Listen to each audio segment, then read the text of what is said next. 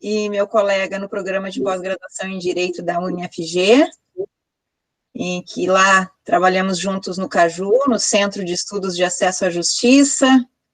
Essa é uma parceria entre esses dois programas, entre os dois grupos de estudos. Então, a gente tem aqui os integrantes desses dois grupos. O professor Pedron também é professor na PUC Minas, também é professor no IBMEC, em Minas, em Minas Gerais. É membro do Instituto Brasileiro de Direito Processual, IBDP, é membro da Associação Brasileira de Direito Processual Constitucional, é membro da Associação Brasileira de Direito Processual, membro da Associação Norte e Nordeste de Professores de Processo, e também membro da Rede Brasileira de Direito e Literatura e da Comissão de Direito Processual, e sócio fundador do Pedron Advogados. Mas é, acima de tudo, uma pessoa muito querida, e um dos maiores processualistas da contemporaneidade. O pessoal que está aqui sabe disso, a gente tem usado e trabalhado com as obras do professor Pedron, seja no mestrado, seja na graduação. Ontem nós estávamos também juntos lá assistindo a live dele com o professor Gerli, que é o nosso mestre aqui também. Então, que bom que a gente pode estar reunindo aqui de diversas pontas do país, para a gente poder tentar alinhar algumas cartografias jurídicas nesse momento que está acelerando algumas das nossas reflexões aqui. Esse webinário, Cartografias Jurídicas, foi pensado justamente para isso, para que a gente pudesse criar algumas pontes de reflexão, e algumas barreiras, alguns espaços de resistência, professor Pedron? Então, seja muito bem-vindo, estamos ansiosos para ouvi-lo, a atividade está sendo gravada, depois a gente disponibiliza para o senhor fazer o uso que achar necessário dessa atividade aqui. Bem-vindo, Pedron, te devo um café, um almoço e uma janta. Ângela, bom, por essa honraria de poder falar para um público tão bem selecionado, onde eu tenho aqui a possibilidade de, em parte, eu costumo dizer que, em parte, o nosso sistema de trabalho durante esse momento sui generis da nossa história tem sido algo que é o home office, mas, na realidade, está virando office home. Na realidade, talvez o escritório tenha virado a casa da gente, porque a gente acaba trabalhando 10 mil vezes mais do que a gente trabalharia numa situação de condições normais de temperatura e pressão. Ter a oportunidade de parar um pouquinho tudo e conversar sobre um tema que, para mim, é muito caro, para mim é um presente. Então, assim, de longe, minha amiga, você não me deve nada. A alegria de falar para todas essas pessoas, para mim, já é a grande recompensa disso tudo, E a recompensa da sua amizade.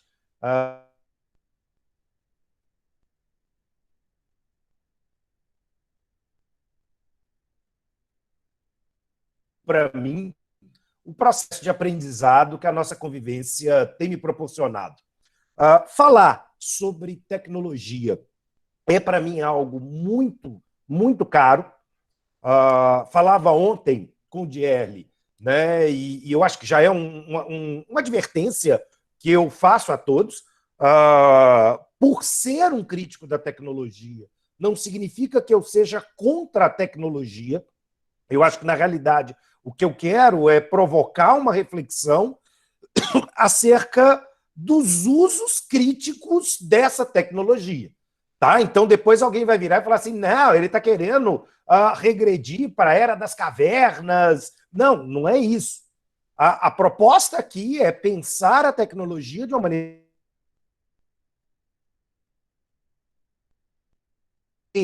coisas, esconder ideologias, esconder vieses cognitivos, esconder um universo de coisas que passa desapercebido no nosso cotidiano, ao nosso olhar.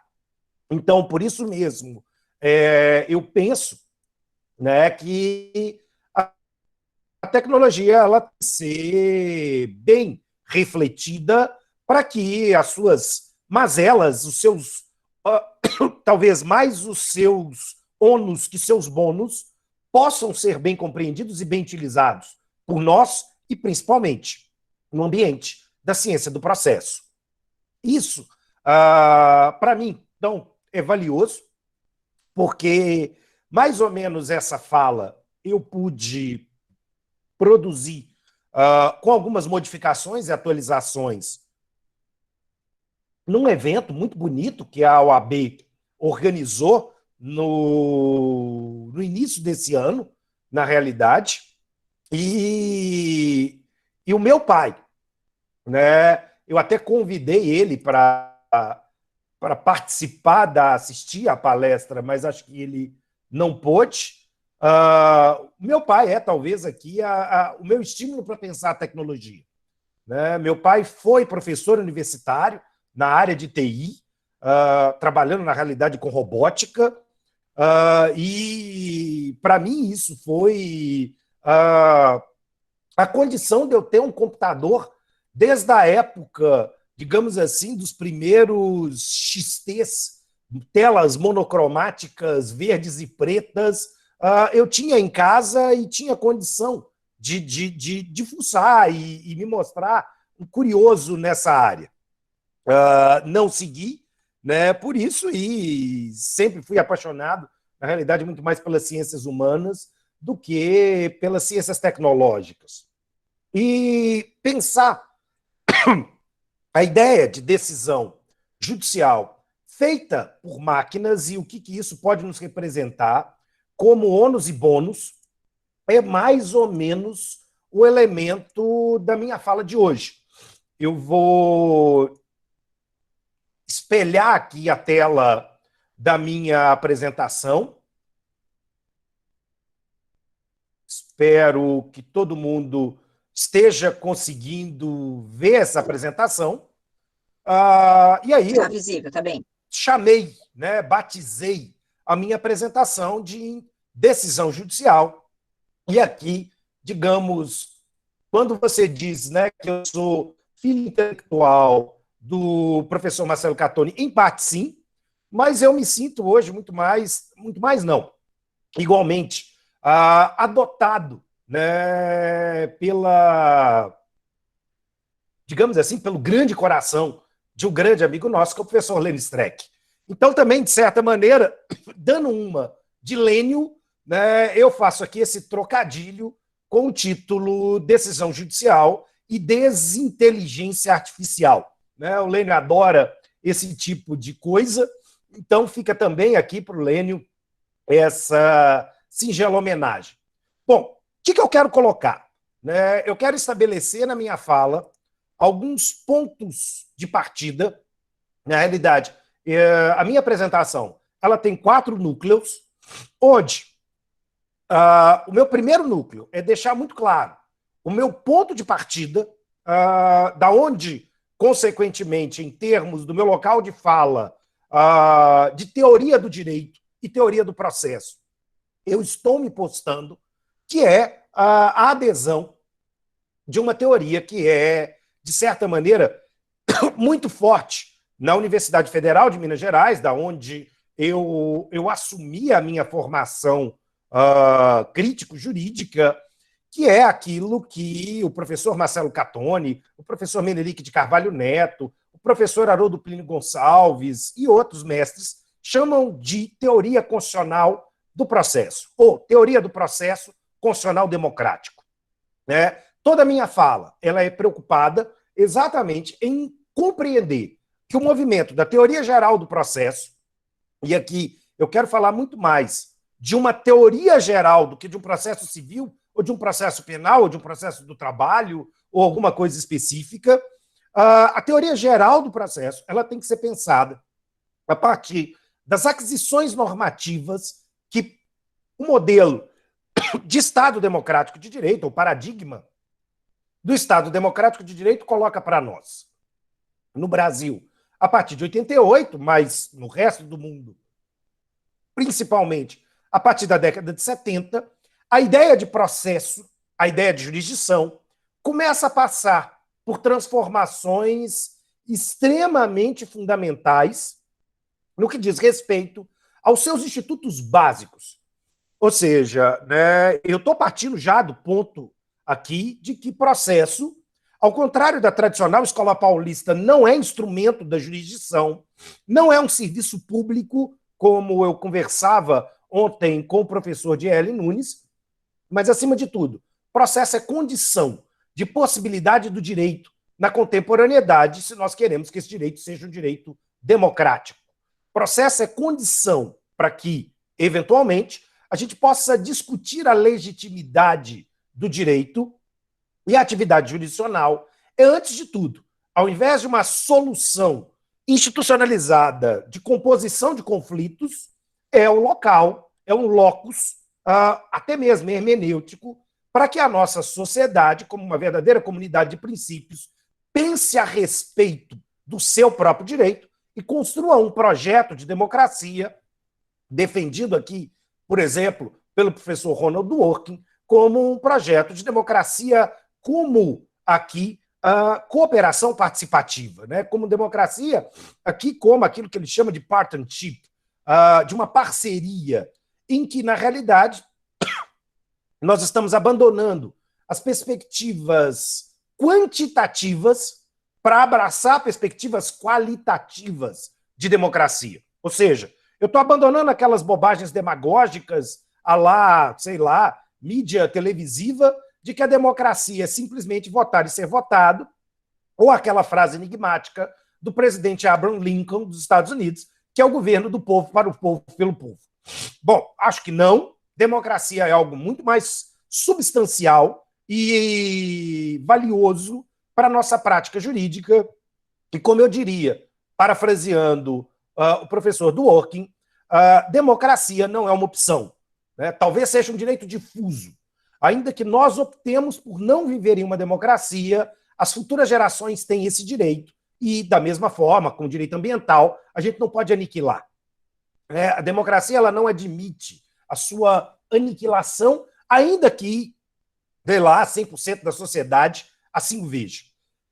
O grande problema é que, acompanhado a um movimento de construção não dogmática da teoria do processo, ou seja, de uma leitura que a teoria do processo, para que ela funcione, ela tem que se abrir como chave interpretativa da teoria do direito e da teoria do Estado, e talvez até de uma teoria da Constituição, como capaz de dialogar com um viés multidisciplinar, com a dogmática, com a teoria do Estado, com a teoria da Constituição, com uma hermenêutica, com uma teoria da argumentação, e por aí vai, nós vamos encontrar o desafio de pensar, então, essa teoria geral do processo com múltiplos olhares. Né? Então, eu vou dialogar com a tecnologia, eu vou dialogar com a psicologia comportamental, eu vou dialogar com a teoria do direito em seu sentido mais amplo ao longo de todos os meus momentos de fala.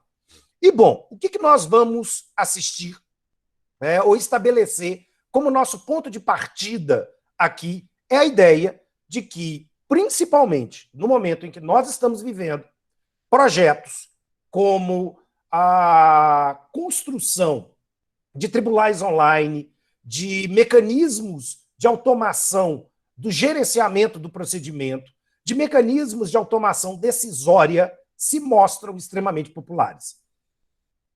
Fato. Como eu dizia na semana anterior, no evento da UniFG, nós vivemos um momento em que o sociedade geral e talvez o Poder Judiciário está encontrando, no momento de pandemia, a chance de limpar sua cara, a chance de abraçar cada vez mais uma influência, principalmente de vieses econômicos neoliberais, que são incorporados pela teoria do Estado e transpassados para a teoria do processo, no que diz respeito à busca por imperativos de eficiência. Ou seja, o que nós vamos perceber é que, cada vez mais, a teoria do Estado, incorporando exigências econômicas, quer se provar eficiente. As nossas instituições jurídico-políticas precisam prestar contas e essas contas estão sendo prestadas à luz de um elemento quantitativo e não qualitativo. Isso atinge a atividade jurisdicional. Por quê? Quando a gente caminha para pensar o Poder Judiciário, talvez, desde a sua origem republicana no Brasil, o Poder Judiciário se diz em crise. Eu tenho uma obra esgotada, O Poder Judiciário em Crise, onde eu faço uma certa pesquisa acerca do que é a ideia de crise para o Poder Judiciário, e a gente vai encontrar algumas reflexões muito, muito, muito paradoxais. Bom, quando o Supremo Tribunal Federal ele é criado com a nossa primeira Constituição republicana, nós vamos assistir o ministro Pedro Lessa, mineiro, do Cerro, da cidade do Cerro, onde eu, durante muito tempo, lecionei. Ele faz uma manifestação em um determinado voto, em 1910, dizendo que o Supremo Tribunal Federal já estava abarrotado de demandas. Ou seja, ele era recém-criado e, basicamente, ele não dava conta de julgar todos os casos que lhe eram encaminhados. Nós estamos falando, basicamente, aqui de recursos extraordinários, no qual o tribunal recebia uma média de 210 processos ano. 210 processos ano. É óbvio que em 100 anos esse quadro vai mudar radicalmente e o cenário acaba se transformando muito, inclusive, do ponto de vista quantitativo, realmente, um cenário muito negativo para o Supremo Tribunal Federal. 3 anos depois, nós já temos o ministro Guimarães Natal identificando em um voto que o Supremo Tribunal Federal recebe 2.136 processos anuais. 2.136 processos anuais. E aí ele está dizendo, não vai dar conta. Não vai dar conta, nós vamos entrar em colapso, nós não vamos conseguir julgar esse tanto de processo. E para vocês terem uma ideia, talvez aqui uma média de 2.000 processos é o que hoje um ministro do Supremo Tribunal Federal recebe mês. Mês. 2.000 e poucos processos. Cada ministro do Supremo Tribunal Federal está recebendo para julgamento mês. Um bom gabinete, quando ele consegue julgar aqui em torno de mais ou menos, a gente tem um recorde do ministro Luiz Roberto Barroso de quase 1.800.000 processos mês julgado pelo gabinete dele. E por isso, se sedimenta. Eu tenho mais processos entrando do que, consequentemente, processos saindo aqui. O input é muito maior do que o output e a gente tem esse congestionamento. Isso vai crescendo, crescendo, crescendo em progressões absurdas, basicamente. Em 1926, o ministro Epitácio Pessoa propõe, então, a divisão do Supremo Tribunal Federal em turmas para facilitar a distribuição de processos e, consequentemente, o julgamento. Porque, de certa maneira, até 1926, o julgamento dos recursos extraordinários era feito pelo plenário do Supremo Tribunal Federal, com a participação de todos os ministros. Então, Epitácio Pessoa promove aqui a divisão do Supremo nas 2 turmas que nós temos hoje, e, nesse momento, ele registra. O Supremo recebe anualmente 6.780 processos, ou seja, há quase 100 anos de onde nós estamos, esse número vai crescer em progressão geométrica assustadoramente. Nós vamos chegar a 150.000 processos ano para o tribunal. E por isso mesmo, eu estou falando da cúpula do Poder Judiciário, mas, de uma maneira geral, a sociedade tem, então, a impressão que esse Poder Judiciário ele é caro, moroso e, dentro desse ideal de eficiência trazido aqui pelas ideias neoliberais, ineficientes. Ele não consegue se pagar em termos de custo-benefício. Ele é caro, ele é pesado. E, por isso mesmo, aqui eu tenho um gráfico do Justiça em números que ele mostra para nós aqui o custo tá, do poder judiciário a nível de Brasil. Se a gente pensa... Pedro, Oi?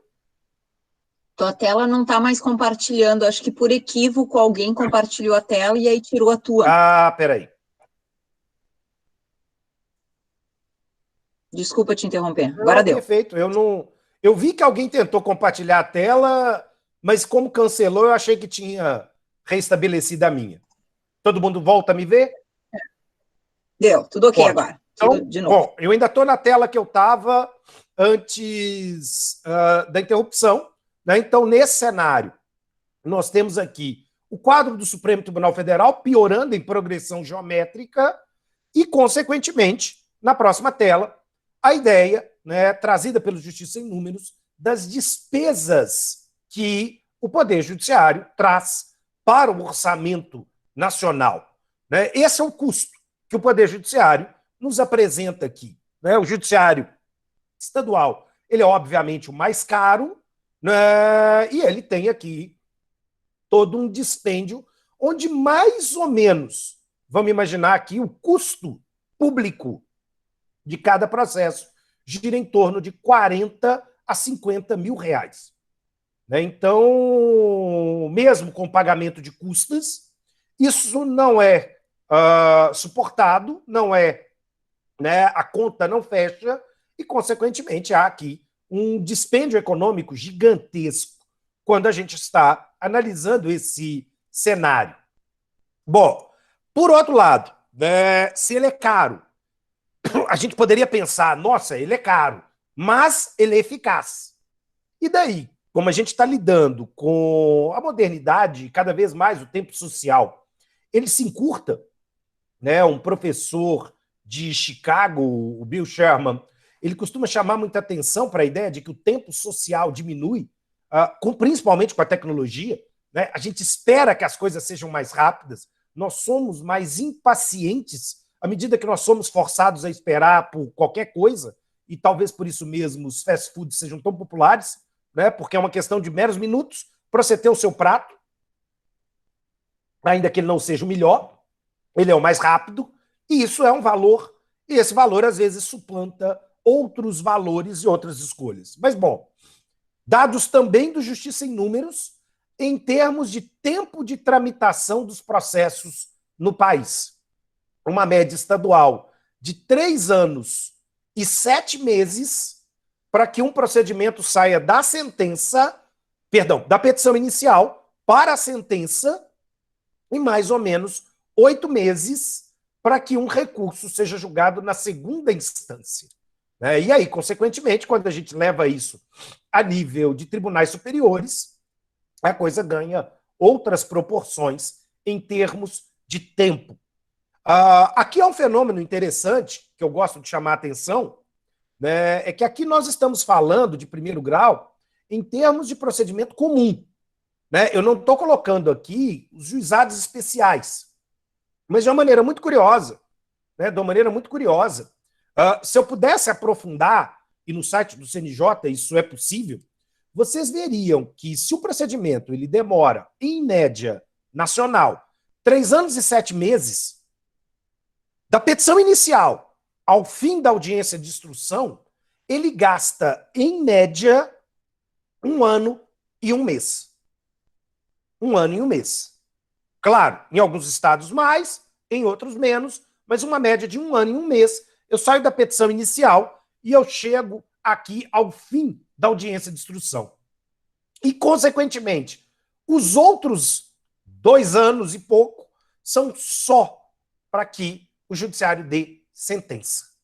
Então, as partes já fizeram tudo o que elas podiam fazer e agora os autos se encontram na mão do magistrado para ele sentenciar. E esse ato vai consumir quase 2 anos, ou seja, 2/3 do tempo de vida de um processo na primeira instância.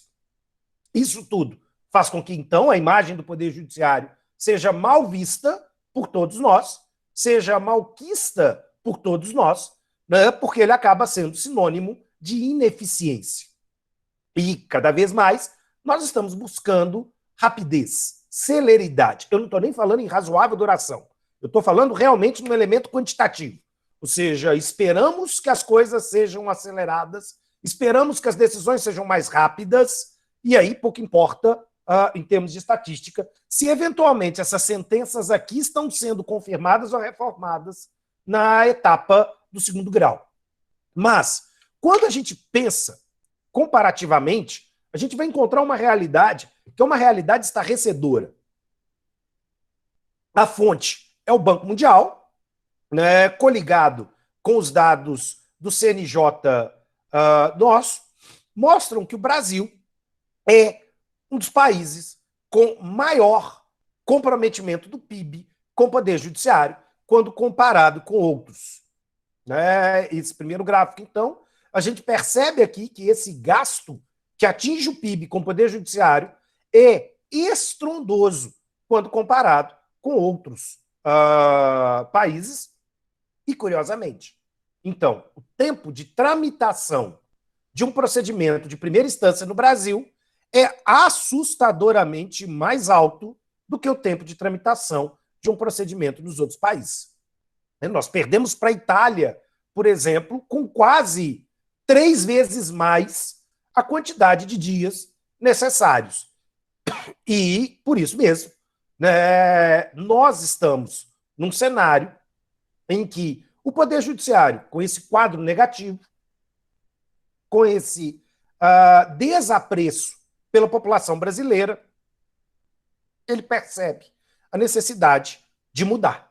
Ele percebe a necessidade de absorver os imperativos da economia e trazer essa tônica de eficiência a todo custo para mudar a sua imagem pública perante a sociedade brasileira.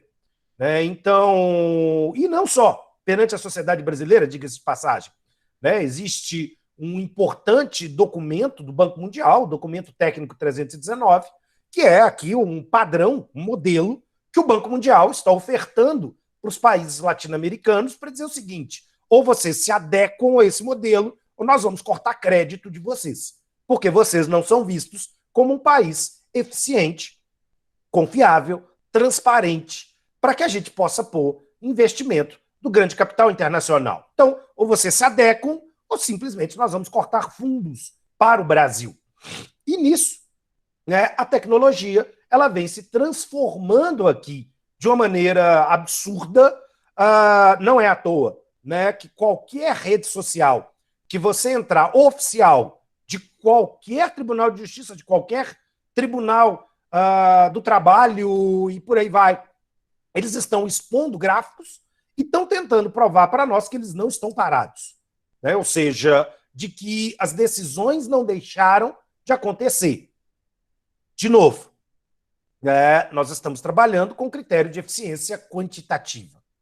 Nós não estamos trabalhando com a preocupação em cumprimento desse modelo constitucional de processo que eu falei no primeiro momento, preocupado com os princípios constitucionais, processuais, enquanto direitos fundamentais e elementos condicionantes da legitimidade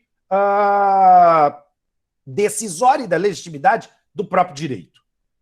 Então, isso é muito importante e isso é, de certa maneira, muito interessante. Bom, João, eu li sua provocação, mas eu vou deixar para caminhar um pouquinho mais quando eu chegar nesse meu terceiro tópico aqui. Meu amigo, se você puder me permitir, só para não colocar, digamos assim, um parênteses antes do momento oportuno da gente fazer essa reflexão, tá? Peço sua permissão para te responder, então, daqui a pouquinho. Bom, o que acontece aqui? Se a gente segue essa perspectiva, o que nós vamos, então, ter como ponto de partida é uma questão muito engraçada, engraçada, talvez até numa fala um pouco irônica minha, é que o Poder Judiciário ele está, isso mais uma vez, não sou eu, são dados oficiais do Justiça em Números, o Poder Judiciário está cada vez mais aumentando, consequentemente, a sua verba para a tecnologia. Tirando a folha de pagamento para juízes e servidores, determinados estados têm aplicado investimentos, vamos chamar assim, de quase 50% da verba disponível exatamente para um processo de modernização, de geração tecnológica e, consequentemente, né, há uma expectativa de que isso funcione. É o caso do Tribunal de Justiça de Pernambuco, é o caso do Tribunal de Justiça de Roraima, né? A gente vai ter aqui no Rio de Janeiro também isso. É o caso dos tribunais superiores, né? O STJ e, consequentemente, o Supremo Tribunal Federal. Né? Talvez o Supremo tenha um dos modelos mais famosos, ou pelo menos divulgados pela mídia, que é aqui o algoritmo do Victor, mas o STJ tem dois, né, em testes, o Sócrates e o Atos, e aí Minas tem o Radar, o Rio tem o seu, a gente tem o projeto Elis, lá em Pernambuco, e por aí a coisa vai. Bom, qual que é o ponto? Então, exatamente, a gente vai viver um momento em que, primeiro, do ponto de vista do gerenciamento de conflitos privados, tá? E aí, do gerenciamento de conflitos privados, nós vamos investir diversas empresas internacionais, mas principalmente norte-americanas, na utilização de mecanismos chamados de ODR, né? Seriam aqui os Online Dispute Resolution. Esses mecanismos, eles buscariam realizar aqui conciliações e mediações entre empresas e, eventualmente, particulares para solucionar problemas, muitas vezes decorrentes de consumo. Diante desse cenário, um caso emblemático vai ser exatamente, em 2003, a implementação de uma ferramenta de ODR pelo eBay, que marca a história, digamos, da tecnologia no direito. O que vai acontecer e o que precisa ser observado para que a gente possa pensar esse momento de 2003? Em 2003, a humanidade, através do maior consumo da internet, da produção de dados, ela se descobre aqui com a capacidade de gerar em cada vez uma porção menor de tempo a mesma quantidade de dados que, na história da humanidade inteira, até 2003, nós fomos capazes de fazer. Ou seja, em 2003, nós vamos ter registros que, nos próximos 2 anos, ou seja, de 2003 a 2005, a humanidade teria produzido a mesma quantidade de dados que ela havia produzido até 2003, e que depois, de 2005 para 2006, isso demandaria menos tempo, como, por exemplo, 1 ano, e depois isso demandaria menos, e o tráfego de dados dentro da internet hoje demonstra para nós que nós estamos produzindo em 2 dias, ou até menos, né, em razão do fato da hiperconectividade causado pela pandemia no mundo, uma quantidade de dados que a cada 2 dias nós produzimos a quantidade de dados que a humanidade gerou até 2003. Né? E aí isso está sendo reduzido. Ou seja, o tráfego de informação, aqui o trânsito dessa informação, ela tem se tornado descomunal. E cada vez mais, então, esse acesso desorganizado de informação, mas um grande banco de dados, que pode ser objeto de uma pesquisa exploratória, né, de uma verdadeira mineração de dados e organização e análise de dados, pode ser feito. E isso vai permitir que, a partir do caso eBay, as empresas de tecnologia comecem a perceber que há um grande filão para ser trazido para dentro do direito. Né? Então, a partir de 2003, esse boom, essa explosão daquilo que a gente vai denominar, então, de Big Data, ele começa a ser mais sensível para nós e a gente passa a ter condições e recursos para desenvolver a tecnologia, cruzando todas essas informações e organizando todas essas informações para permitir um universo de conclusões a partir disso. Bom, isso é importante. Por quê? Então, a partir de 2003, a gente vai olhar para o caso eBay e dizer, isso funcionou. Ou seja, o eBay foi capaz de conciliar um universo de consumidores, na realidade, verdadeiras milhares de consumidores ano, utilizando basicamente uma ferramenta de negociação por robôs. Eu tenho aqui chatbots que vão permitir essas conversas e afinar pontos com que o consumidor se sai satisfeito da negociação, entendendo que, na maior ou na menor medida, o seu direito foi respeitado, foi atendido e que foi melhor negociar com essa máquina do que, eventualmente, caminhar para um poder judiciário. Então, isso é extremamente relevante e é extremamente importante.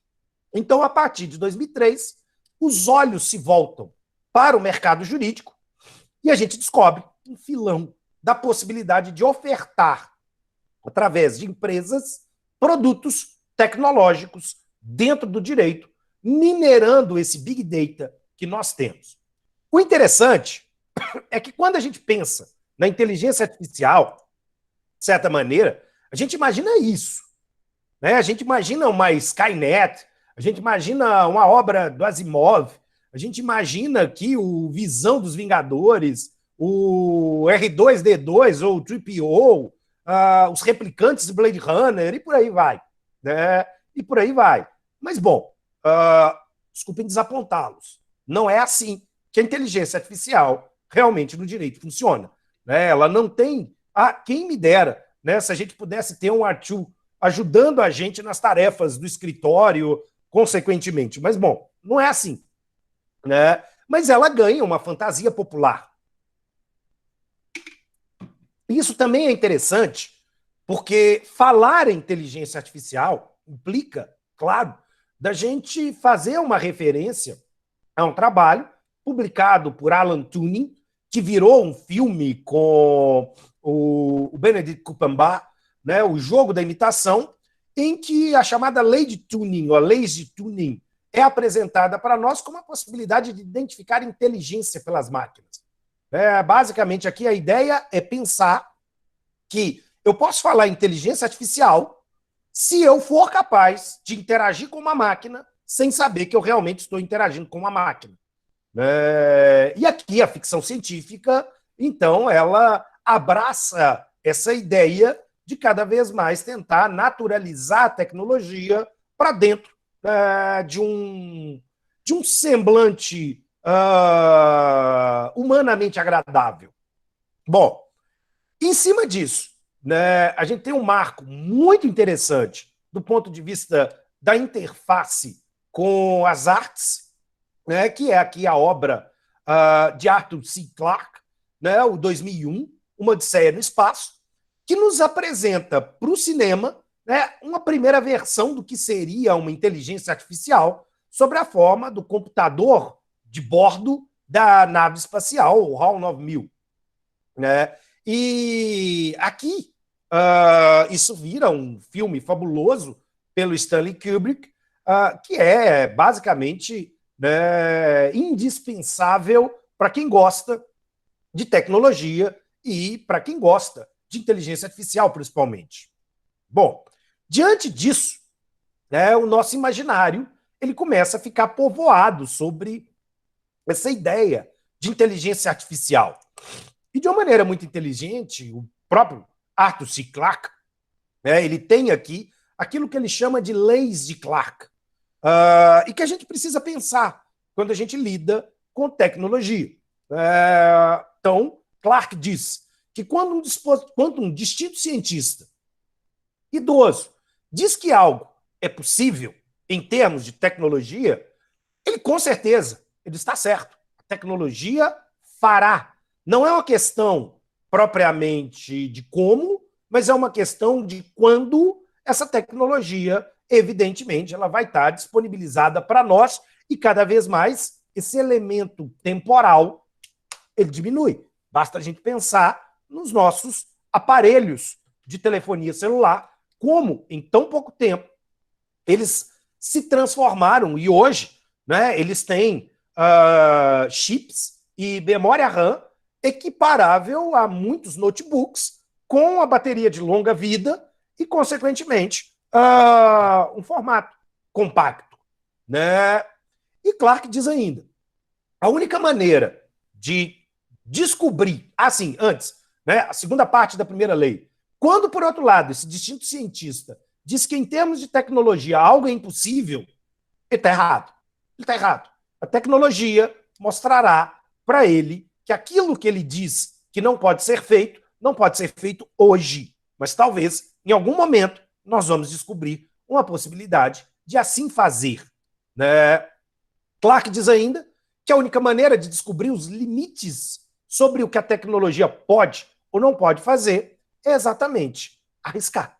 Né? Darmos um leap of faith, um salto de fé para o possível. Né? Arriscarmos aqui no cosmos do impossível. E a gente vai descobrir que, de alguma forma, nós podemos encontrar as respostas. E por isso mesmo, né, toda tecnologia, para quem não entende da tecnologia, ela nos parece, né, quando muito avançada, mágica. A tecnologia aqui, ela então nos revela aqui um fascínio, um certo caráter metafísico, mágico e sedutor. E sedutor, consequentemente. O que nos impulsiona? Nós somos seres ainda, como diria Weber, atraídos pela mágica. E a tecnologia nos alimenta dessa mágica. Bom, uma rápida perspectiva, né? Vamos lidar aqui em termos de tecnologia, saindo do Alan Turing, caminhando para 2020, o que nós vamos perceber é que cada vez mais essa tecnologia tem nos mostrado que algo é impossível, não mais. É apenas uma questão de tempo. Nos preocupávamos muito, até meados da década de 80 e 90, com o computador e não com o elemento comunicação, e hoje a gente se preocupa muito mais com a prestação do serviço que a tecnologia pode nos dar.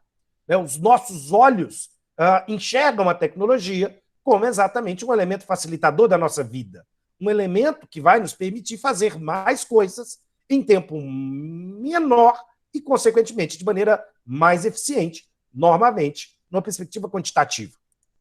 Dito isso, né, os computadores eles vão evoluindo de uma maneira fantástica, né, e aí eu lembro exatamente da época que meu pai chegava em casa, né, com os cartões perfurados exatamente utilizados para o armazenamento de dados, e isso vai, em termos, diminuindo, como a gente está vendo, e nós estamos aqui com basicamente um computador na palma das nossas mãos, e estamos utilizando, nesse momento, essa grande tecnologia, por exemplo, para nos comunicarmos nesse evento aqui, organizado pela professora Ângela.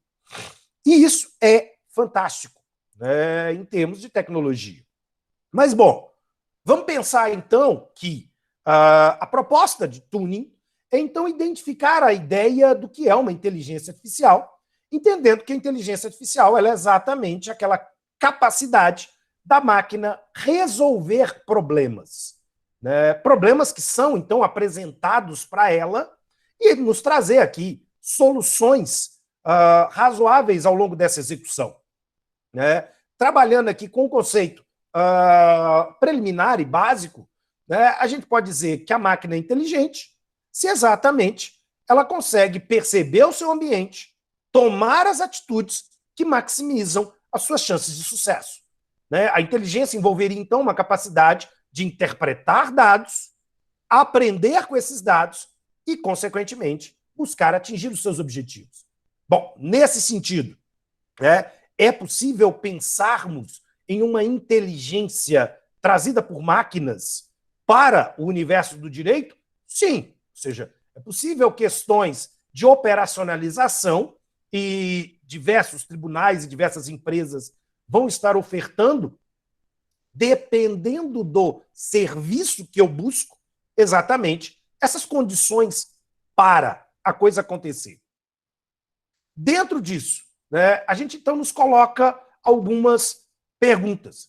Né? As máquinas podem aprender, ou seja, é possível pensarmos algoritmos que são capazes de Aprender no processo de tomada de decisão? Ora, com certeza, né? Isso nós estamos vivendo. Mas, como é que as máquinas aprendem? Né? Eu não quero, né, aqui, mil desculpas, por exemplo, aos especialistas, como, por exemplo, o professor Márcio, que está participando do evento, né? Eu não vou aprofundar nessa discussão, primeiro, porque eu não tenho competência para. Segundo, porque, na realidade, não é bem o objetivo da minha fala. Né? Eu não quero fazer nenhum tipo de digressão analítica acerca dos mecanismos, mas mostrar para vocês como é que, de certa maneira, esse aprendizado por máquinas ele pode se dar. Né? Ele pode se dar de N formas, ele pode se dar de um conjunto de propostas para que nós realizemos esse machine learning, mas a gente tem que, talvez, antes pensar uma coisa. Como é que nós aprendemos? Essa aqui, né, é minha pitica, minha filha Isadora, né, e uma dos nossos cães, aqui, essa vira-latinha, a Kawai, né, que ela é uma mistura de, digamos, coisa alguma com porra nenhuma. Né, vira-lata da gema, vira-lata 100%, mas com muito amor.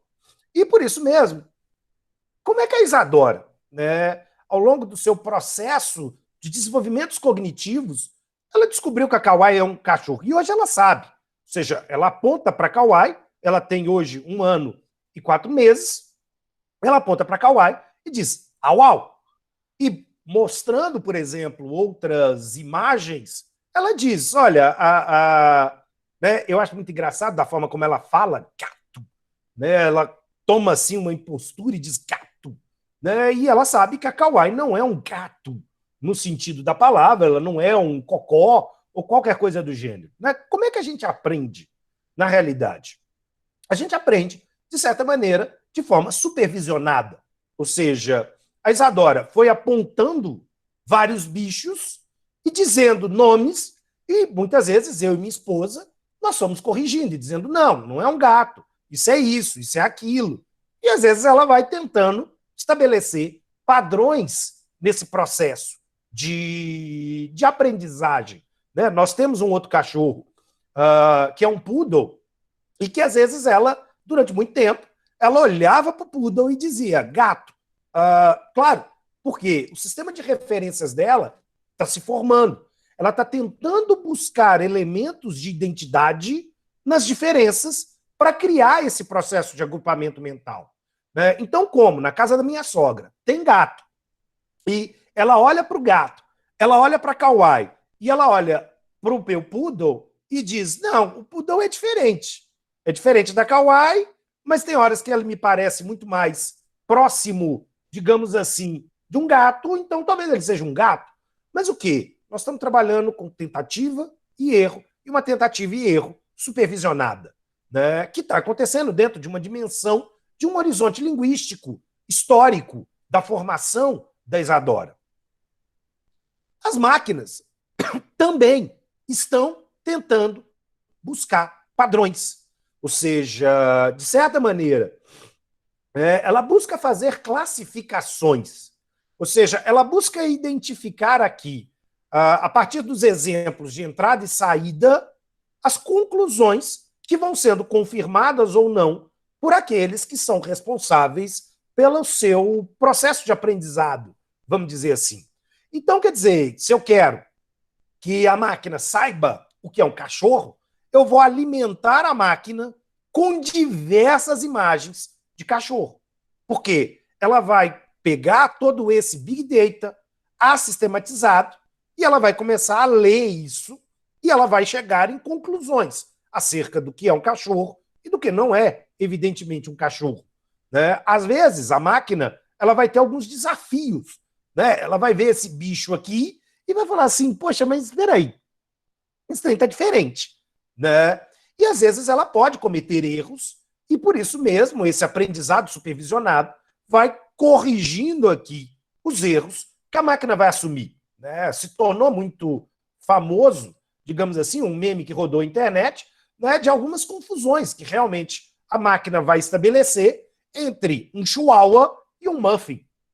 né? Ou seja, se ela cria um padrão de que, na realidade, um chihuahua é um animal com 3 bolas pretas e você apresenta um muffin, se este é o sistema de indexação em que ela está fazendo aqui a interpretação dos seus dados, ela realmente pode confundir um muffin com chihuahua. Agora, quando eu apresento para distinguir um cachorro mais informações, ela vai buscando conexões e ela vai depurando esse processo de aprendizado. Né? Ela vai percebendo que as coisas são um pouco diferentes e que aí, talvez, realmente, um muffin e um cachorro não sejam a mesma coisa, por mais que em alguns critérios batam, haja uma identidade que permita a ela fazer as conclusões a que ela faz e chega. Bom, qual é o grande ponto? Onde eu, então, quero começar a chamar a atenção. Alguém tem que alimentar a máquina.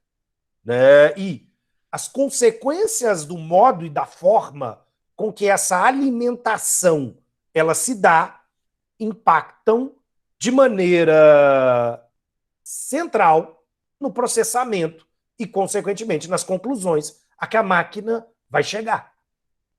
Platão dizia, né, lá na República, um questionamento sobre quem vigia o vigia. Talvez a nossa pergunta hoje seja quem programa os programadores. Né? Então, quem alimenta?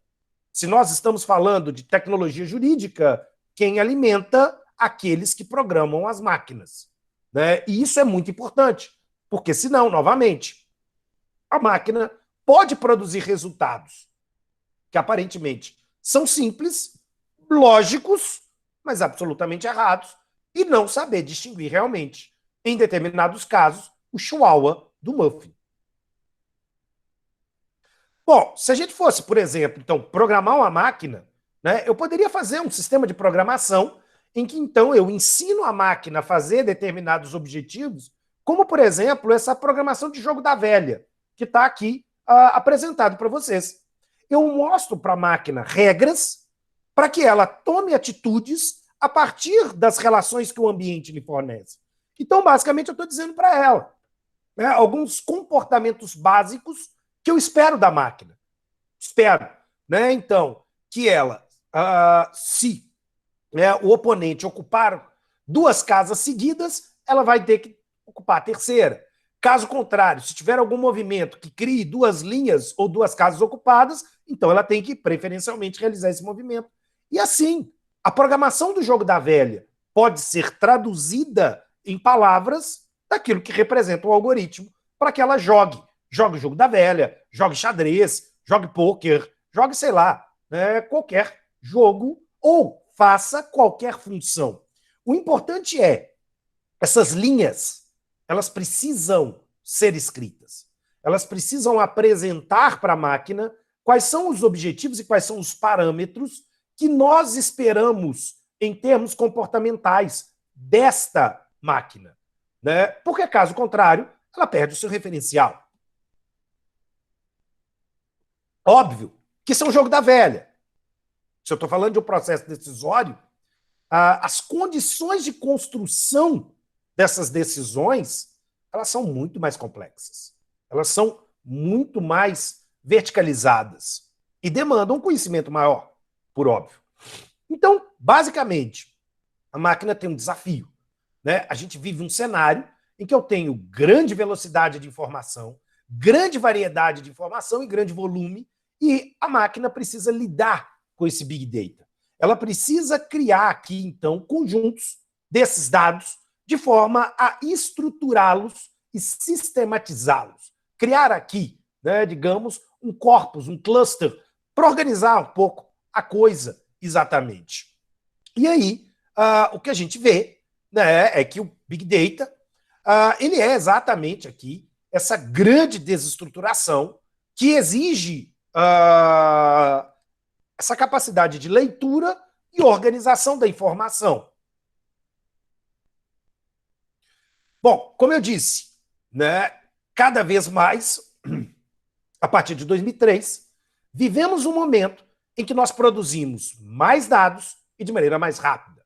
Né? Então, por exemplo, só o Facebook aqui ele consegue gerar 50 petabytes de informação a cada mês, né? Eles são gerados 700 milhões de dados aqui por minuto. E isso é muita coisa, gente. Né? O YouTube aqui, ele tem recebido, basicamente, uploads sequencialmente. Né? Então, a gente tem aqui uma informidade de informação que a gente nunca vai conseguir ler consequentemente. Né? Nós temos aí uma média diária de 500 milhões de tweets, ou seja, isso é absurdo. Né? Isso consegue chegar aqui a algo em torno de 5.700 tweets por segundo, onde nós já tivemos um recorde de 143.199 tweets por segundo. Isso é coisa absurda. O Google processa aqui, então, diariamente 3 bilhões de pesquisas. Né? E isso aqui faz com que, então, esse motor ele funcione de maneira eficaz para poder rastrear aqui 90 bilhões de sites diariamente. Deixa eu ver o que você está falando. Deixa eu ver que notícia você está falando. Perdão? Priscila, teu microfone está ligado. Então, consequentemente, né, nós vamos ter aqui esse Big Data se formando principalmente a partir de 2003 e, consequentemente, né, criando esse cenário para desenvolvimento.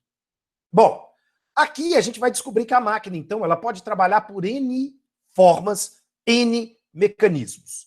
Eu vou pegar 2 só, na realidade. O trabalho das chamadas redes neurais e o trabalho das árvores decisórias.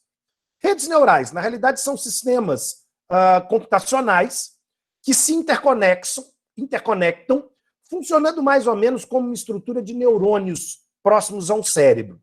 As redes neurais utilizam algorítmicos de modo a reconhecer padrões escondidos e realizar uma correlação de dados brutos, agrupando-os e classificando-os de cada vez mais ser a melhor forma. Qual é o grande problema? A rede neural ela trabalha com atribuição de pesos entre as suas camadas. Ou seja, eu tenho aqui os inputs e eu tenho os outputs, as entradas e saídas, e no meio disso ela processa a informação, estabelecendo as suas correlações a partir de determinados pesos. O grande problema é que esses pesos eles podem variar, digamos assim, de N formas, de modo que em todo sistema baseado em redes neurais, eu vou ter uma espécie de caixa preta, não auditável, não verificável, uma camada escondida, onde a gente não sabe muito bem como é que a máquina está decidindo aquilo que ela está decidindo. Mas, operacionalmente, a máquina consegue fazer as suas correlações e nos dar respostas. Digamos assim, algo extremamente interessante, mas do ponto de vista jurídico, por exemplo, já nos coloca algumas perguntas sobre como funcionaria, por exemplo, a produção de decisões fundamentadas por máquina, se camadas ocultas podem ocultar elementos de uma racionalidade em que a gente não consegue pôr em teste por explícito, como diria o professor norte-americano de Pittsburgh, Robert Brandon, né, fazer explícito, make it explicit, aqui, esse raciocínio. Né? Então, exatamente aqui, a máquina ela vai conseguir identificar um gato e um cachorro através desse conjunto de dados estruturados, passando por essas camadas, mas ela gera o resultado. De um ponto de vista, vamos colocar aqui, de um olhar jurídico, né, a utilização de redes neurais como mecanismos para um processo decisório tem algumas vantagens, como uma qualidade decisória superior, uma capacidade de autoaprendizado, uma capacidade de preenchimento de algumas lacunas. Então, dentro dessas camadas escondidas, a máquina vai fazendo operações e ela vai fazendo identificações para, consequentemente, melhorar o seu resultado, porque ela tem uma adaptabilidade muito grande. Mas qual é o problema? Ela demora mais. para ser treinada, né? Ela consome mais para ser treinada e mais. A gente tem, então, camadas não auditáveis. Ou seja, a gente não sabe muito bem como é que aquelas conclusões foram feitas em termos de ligação.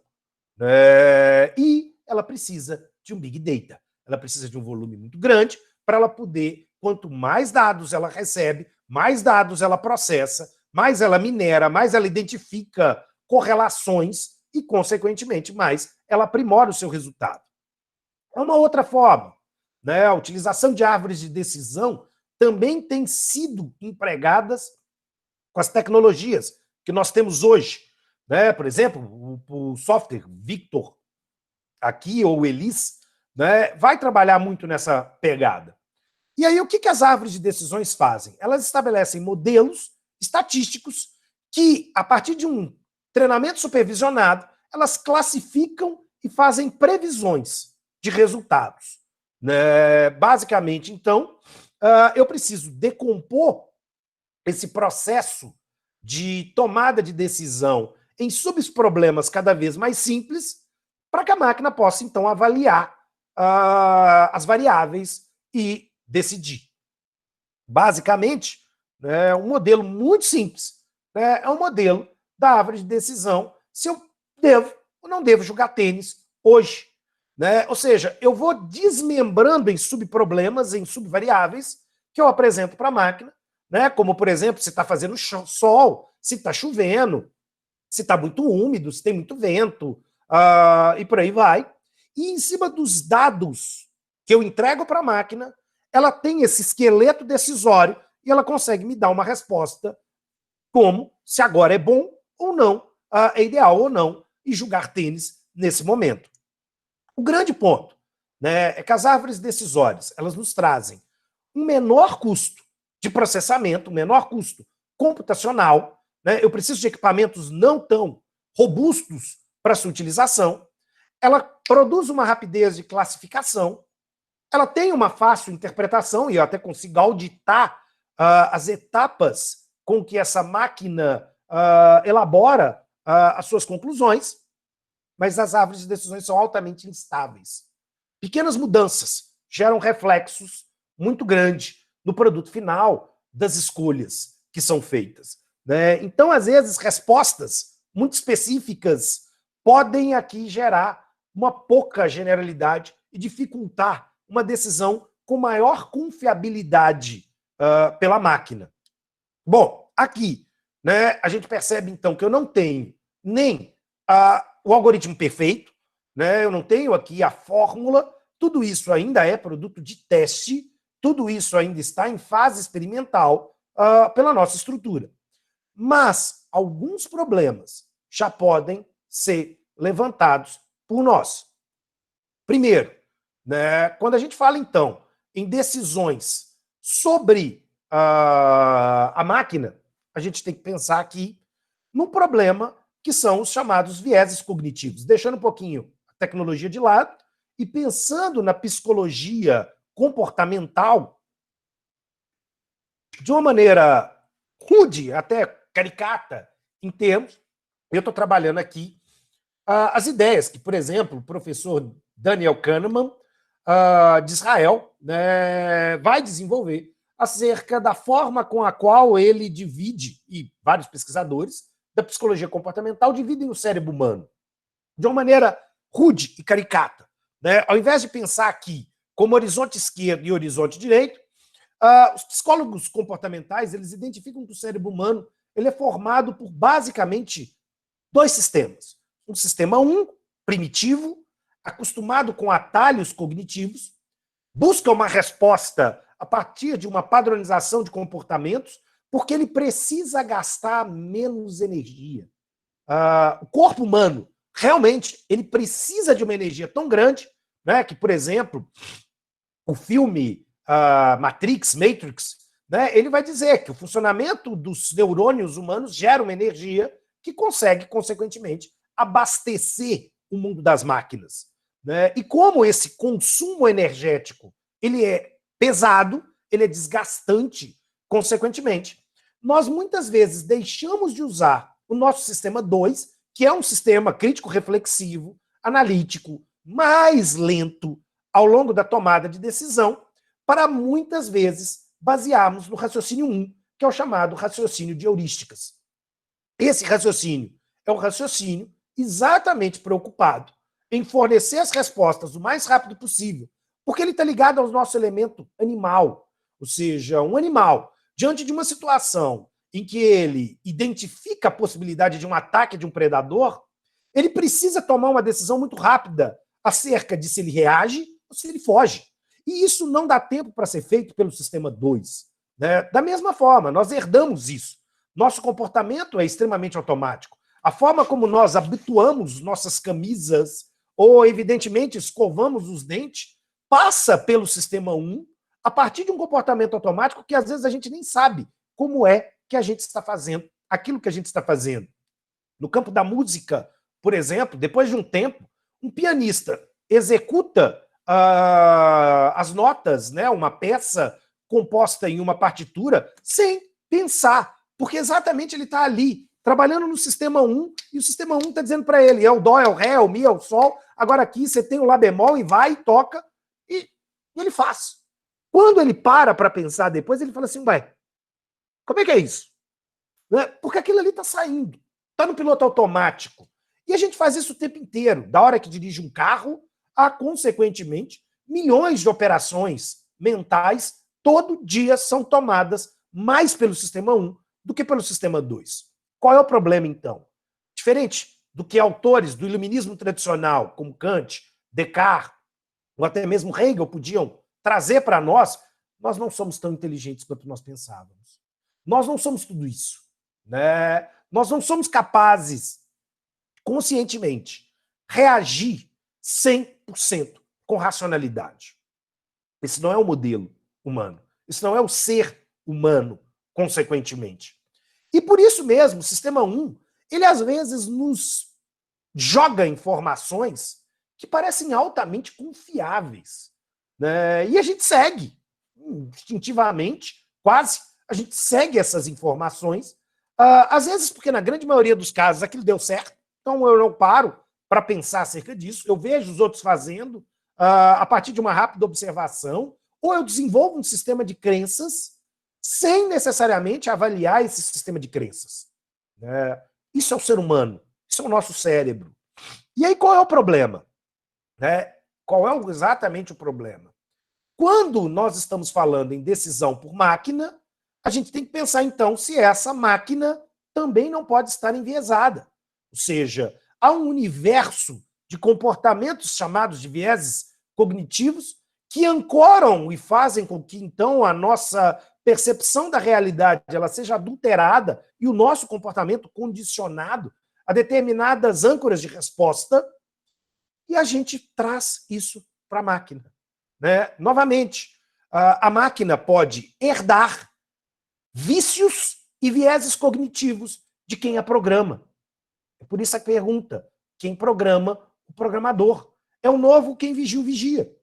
Ora, dependendo daquilo que a máquina recebe como informação, ela age. A máquina não tem aqui uma consciência de bem ou mal. A máquina responde a partir do conteúdo de informações que eu estou fornecendo para ela. E, nesse sentido, é extremamente importante que a gente possa ter mecanismos decisórios que nos permitam avaliar se realmente o abastecimento, a transparência do funcionamento dessa decisão por máquina, ela é adequada. Os autores, principalmente norte-americanos e ingleses, por exemplo, eles usam muito uma expressão, um FAT, se referindo aqui a uma sigla de Fairness, Accountability e Transparency.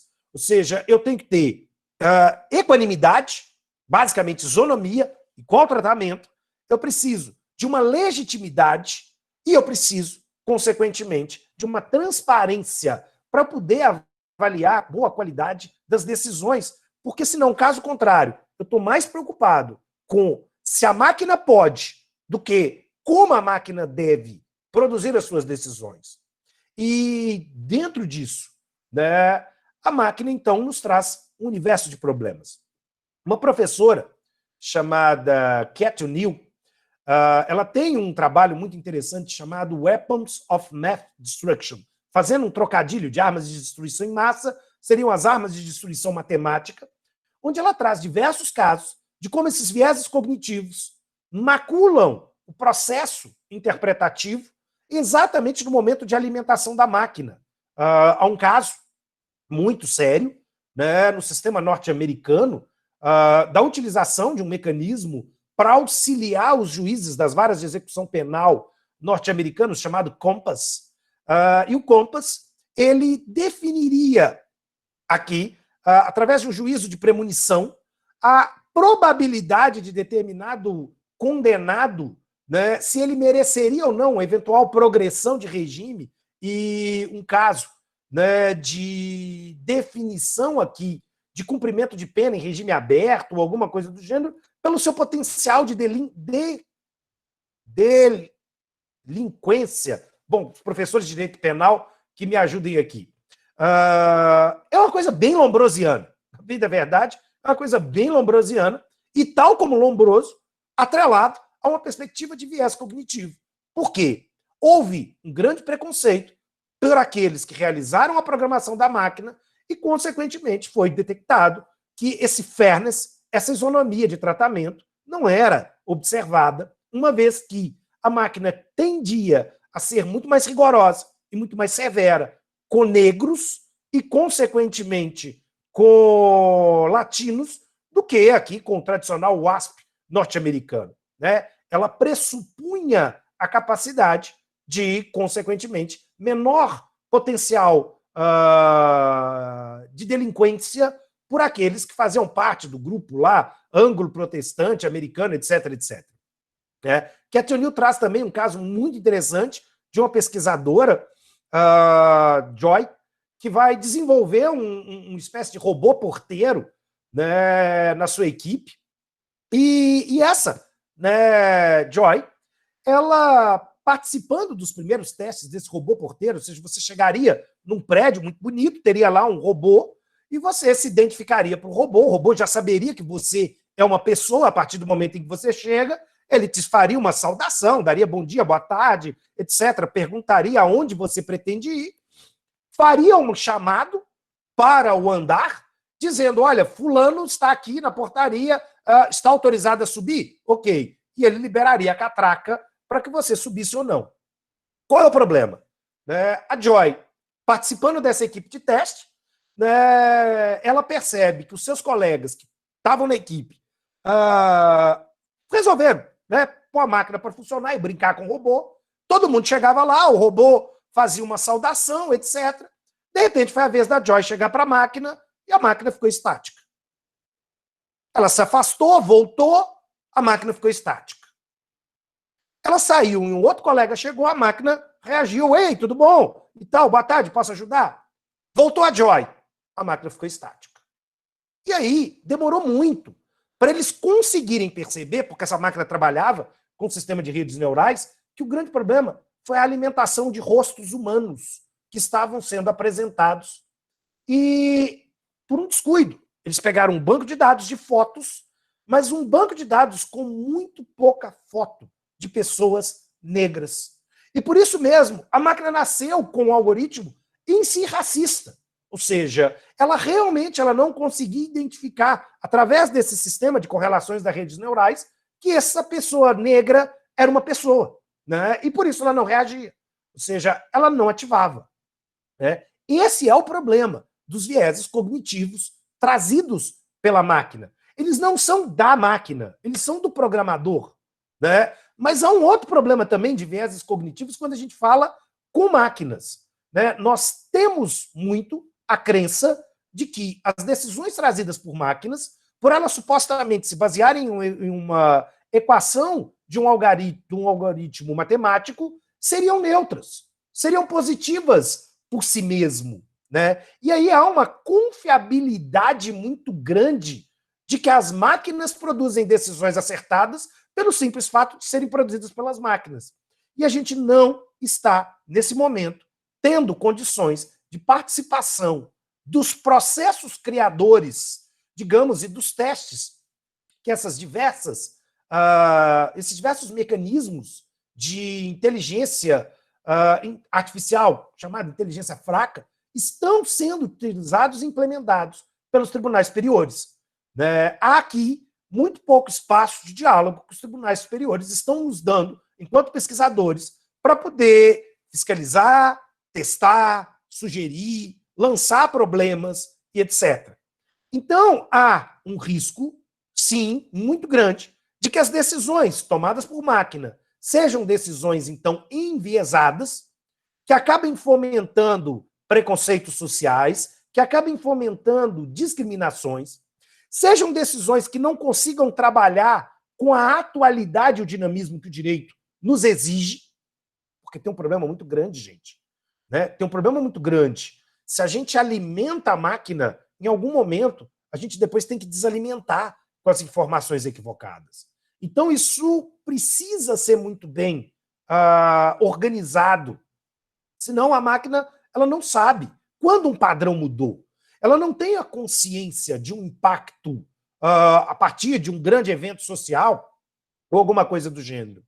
E mais, né, essa leitura de uma tradição econômica que, de certa maneira, busca corromper a leitura e o código do direito enquanto sistema social, nos coloca determinados desafios, porque o Poder Judiciário está muito mais preocupado em vender a ideia de que as decisões por máquina são, então, mais rápidas do que essas decisões tomadas por seres humanos, que supostamente, né, gastam aqui quase 2 anos e pouco para serem produzidas, e isso é sério, isso é importante, né, e, consequentemente, desvalorizarmos a ideia de um devido processo constitucionalizado, desvalorizarmos a troca de uma celeridade a todo custo, de uma venda, né, porque a propaganda, por exemplo, de autores como Richard Susskind é de que esses tribunais online eles são muito mais rápidos, né, eles são muito mais baratos, eles conseguem lidar com um problema muito maior do que a interferência humana. Né? A máquina funciona 24 horas, ela não cansa, ela não para, enquanto tiver energia elétrica, ela está funcionando, mas o grande problema é, será que realmente essa celeridade deve ser posta como valor? Né? Será que, na construção desse cenário, pelos poderes judiciários, de uma maneira geral, do mundo, né, não tem uma miopia intencional, né, ou seja, em que se deixa perceber as individualidades de cada litígio, né, porque a grande preocupação aqui é decidir em bloco, é decidir muito, é decidir rápido. E por isso mesmo a gente vai deixando de afinar a máquina exatamente naquilo que deveria ser os traços distintivos, para que ela passe por cima e consiga decidir mais, consequentemente, em um menor tempo, né? E isso pode ser um problema muito sério que nos é colocado. Né? Então, na realidade, né, o tempo inteiro, na minha fala, eu estou querendo mostrar para vocês que há pontos positivos e há pontos negativos, mas que talvez a atividade jurisdicional, o modelo de uma corte online, ela não pode prescindir da ideia de um respeito ao devido processo constitucional, com os seus princípios, principalmente com o contraditório, com isonomia e etc. Há um outro problema que a gente precisa pensar também, né? Um problema que toca aqui a ideia de um grande capital econômico. Né? Quem tem o maior número de processos em termos de volume, aquilo que a gente pode dizer um litigante habitual, ele tem condições tecnológicas para reproduzir aqui as suas preferências e conhecer, testar no dia do jogo, né, ou no jogo a jogo de cada processo seu, como é que essas máquinas funcionam.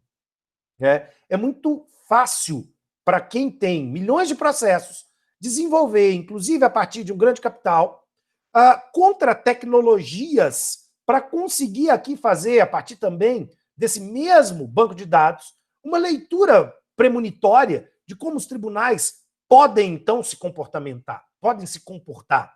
E isso vai refletir em desigualdade entre os litigantes. Quando a gente pensa também aqui no modelo de cortes online, né, nós estamos falando de grandes litigantes que têm condição de ter bons escritórios com relativamente boa qualidade de internet, boa qualidade de processamento de dados e por aí vai. Né? Então, o jogo ele não está sendo julgado de uma maneira isonômica. Né? Nós estamos pondo aqui um grande clube de futebol europeu, sei lá, alemão, espanhol, para jogar com, coitado, de um time de segunda divisão do Campeonato Brasileiro. Né? E aí o resultado, né, é algo meio Brasil e Alemanha na Copa do Brasil, realmente. A gente toma a parte mais fraca, vai tomar de balaiada. Né? E isso é muito sério. Isso é muito grave, porque nós estamos lidando com pessoas, nós estamos deixando de fazer com que o direito cumpra o seu papel em termos de construção de uma legitimidade, estamos abdicando, em nome da celeridade, de uma participação argumentativa, que não deixa de ser um aspecto de cidadania, e isso tudo pode ter um preço. Né? E esse preço pode ser um preço grave. Mais do que respostas, então, eu encerro a minha fala aqui, falei demais, exatamente para provocá-los a pensar e correr atrás de mais informações acerca disso. Eu, junto com o professor Dieli Nunes, tenho aqui 2 trabalhos, a nossa Teoria Geral do Processo, onde a gente já começa a pensar uma teoria geral do processo ligada com a ideia da virada tecnológica, e uma obra que está para sair, a 2ª edição, onde ela foi muito ampliada, onde a gente vai tratar, inclusive num capítulo específico, esse problema decisório por máquina, exatamente como é que a gente vai lidar, ou pode lidar, em termos de consequências, acertos e tropeços, de uma maneira geral.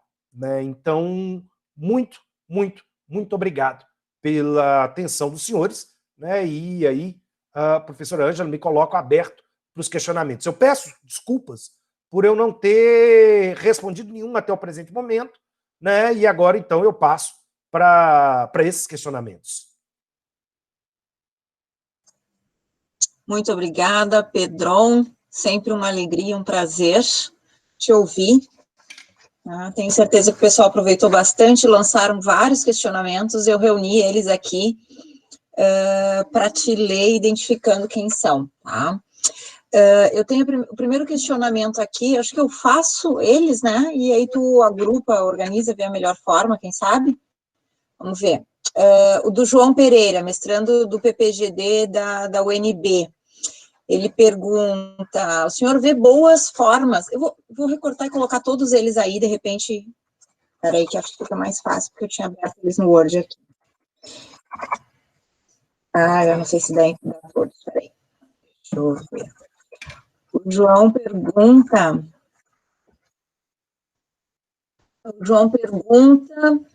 se o senhor vê boas formas de aplicação da inteligência artificial para alguns tipos de procedimentos, como dos sistemas de litigiosidades repetitivas, e quais seriam os benefícios e riscos desse campo.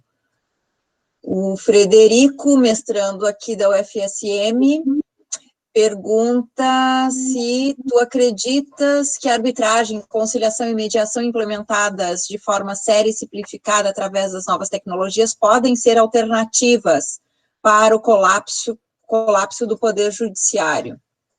Vou te colocar ela ali. Vamos ver como é que a gente reúne. A professora Patrícia, aqui da Universidade Federal, pergunta se, na tua opinião, o uso dos algoritmos, especificamente para decisão judicial, é compatível com a integridade do direito do working. Essa pergunta está bem próxima da pergunta do professor Fernando Hoffman, que questiona qual é a perspectiva ou como se inscrevem a integridade e coerência no e do direito face ao uso da inteligência artificial, principalmente levando-se em conta a raposa e o porco-espinho, justiça e valor, e a relação entre direito e moral do working. Eu acho que vou te fazer essa, depois tem mais, senão a gente fica enchendo de pergunta. Deixa eu ouvir primeiro dessas aí depois eu sigo. É mais fácil. Se vocês me permitem, eu vou inverter um pouquinho a ordem das perguntas que a professora Ângela trouxe. Eu vou começar sobre essa discussão da mediação e da conciliação, e daí eu ancoro para a pergunta do João com a dos professores sobre o working, porque eu acho que dá para fazer um gancho e dá para fazer uma relação interessante. até porque, né, professores, eu sou dworkiniano da lata, da gema, né? E aí eu quero fazer uma reflexão um pouquinho filosófica acerca dessa questão da tecnologia que poderia ser feito a partir do pensamento dworkiniano. Primeira coisa, realmente toda essa tecnologia ela surgiu porque ela acredita, primeiro, na possibilidade de fugirmos da jurisdição. Ou seja, o case do eBay ele foi entendido como um case de sucesso exatamente pela desnecessidade da atividade jurisdicional. Ou seja, pela possibilidade de algoritmos com maior ou menor intervenção humana, né, pudessem conduzir e mediar as partes aqui. É claro, lá fora, né, talvez a forma como nós entendemos e subdividimos a conciliação e a mediação, ela é um pouquinho diferente, né? Ela é um pouquinho diferente. Então a ideia muito mais aqui é compor para gerar um acordo e, consequentemente, em cima desse acordo, dar por solucionada essa questão. Tudo isso, né, foi levantado por um interesse econômico privado. Ou seja, no primeiro momento que nós vamos ter, e todos os modelos de inteligência decisória, eles são importados deste modelo, gerenciado por um grande capital privado, acima de tudo. Ou seja, as empresas, vendo que a atividade jurisdicional é cara, é morosa, e querendo fugir dela, convidam os seus consumidores litigantes a se submeterem a uma mediação, conciliação automatizada, em maior ou menor medida. Isso se dá porque, talvez, diferente da nossa tradição brasileira, né, o poder judiciário não é bem visto, no seu sentido até mesmo simbólico por eles. Então, se o empresário internacional ele pode fugir do poder judiciário, ele vai fugir, ele vai evitar, e também porque essas empresas percebem que dentro desses mecanismos de conciliação, elas conseguem utilizar algumas técnicas para medir, digamos assim, quando que vale ou não vale a pena os acordos. Ou seja, ela consegue perceber e compor questões que são sempre, ou, na grande maioria das vezes, positivas para o grande capital, para o grande empresário.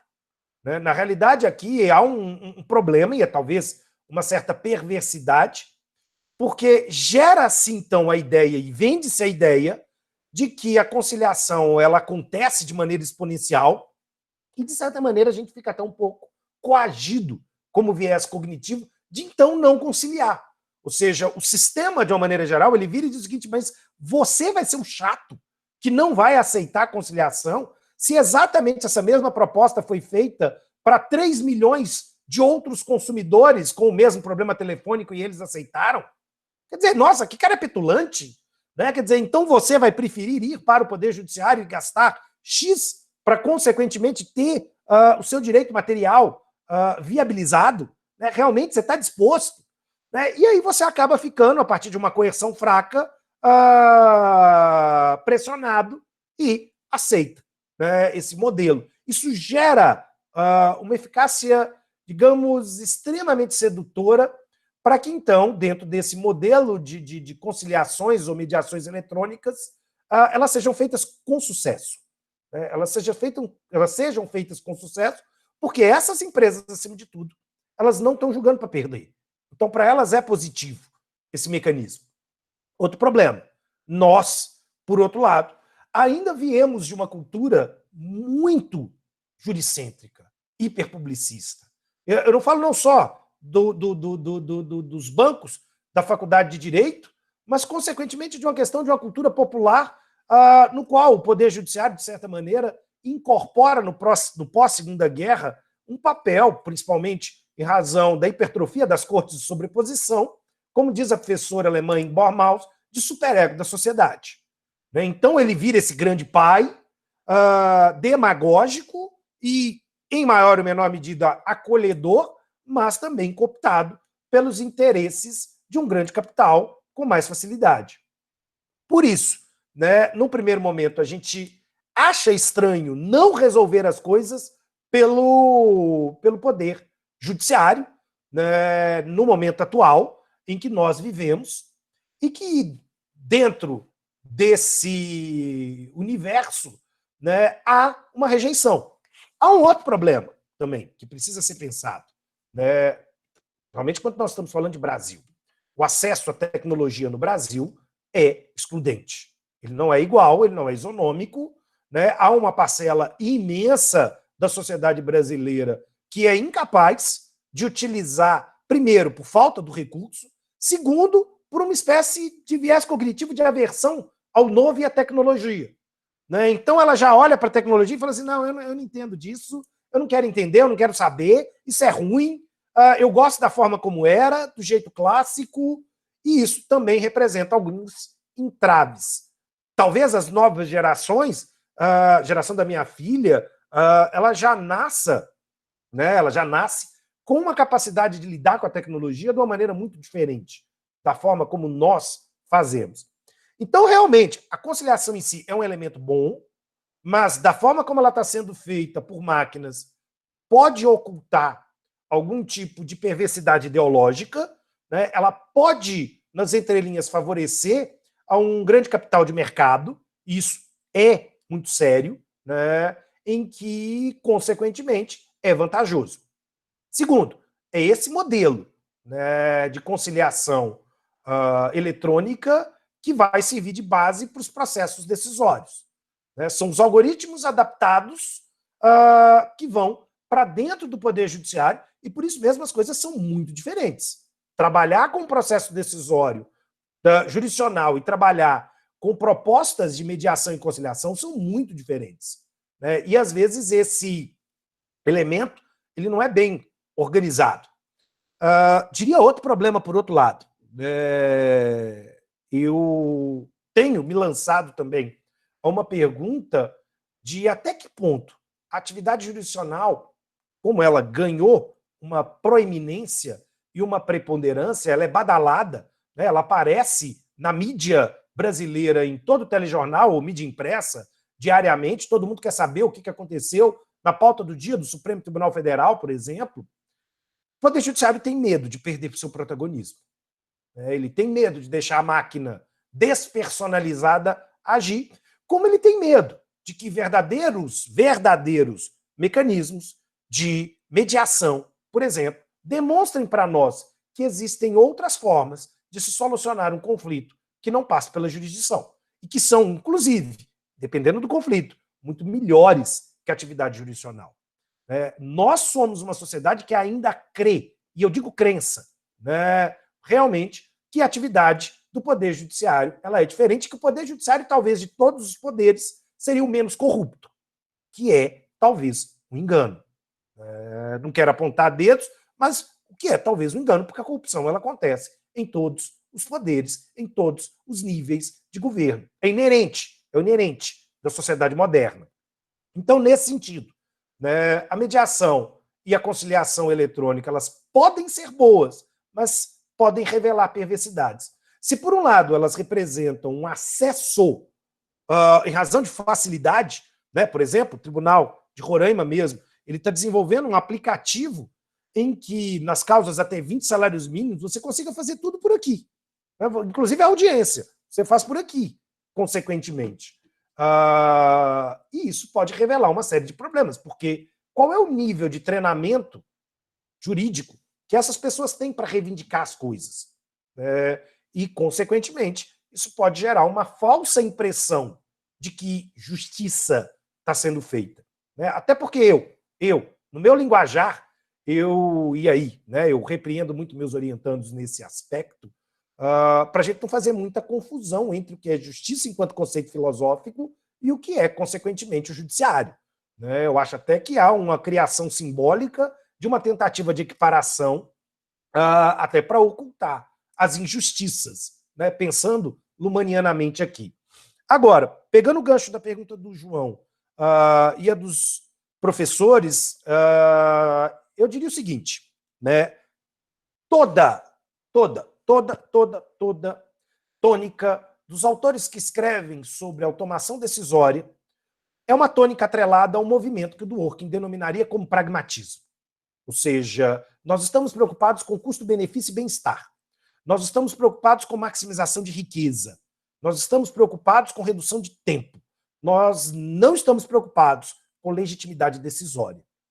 Essa é uma crítica que eu faço exatamente a partir de Dworkin. O ideal de integridade não é um problema para os autores que defendem a decisão por máquinas. E aí é que eu volto a dizer, eu sou um crítico, e não, na realidade, alguém que está endossando a utilização desses mecanismos. Porém, em maior ou menor medida, é importante que a gente tenha consciência de que esse processo ele é, de certa maneira, irrefreável. Ou seja, nós estamos assistindo um momento em que, de certo modo, a tecnologia ela está sendo inserida para dentro do processo decisório, dentro do processo de gestão dos tribunais, e simplesmente negar ou buscar que isso não aconteça é um tanto quanto difícil. É um tanto quanto difícil. Então, a gente tem que pensar em como dialogar com essa tecnologia para a gente poder organizar isso de uma forma realmente preocupada com as ideias de integridade. Porque qual é o ponto? Eu poderia dizer que a tecnologia, o uso dessa tecnologia, ela não está preocupada em trazer e ler cada caso como um caso.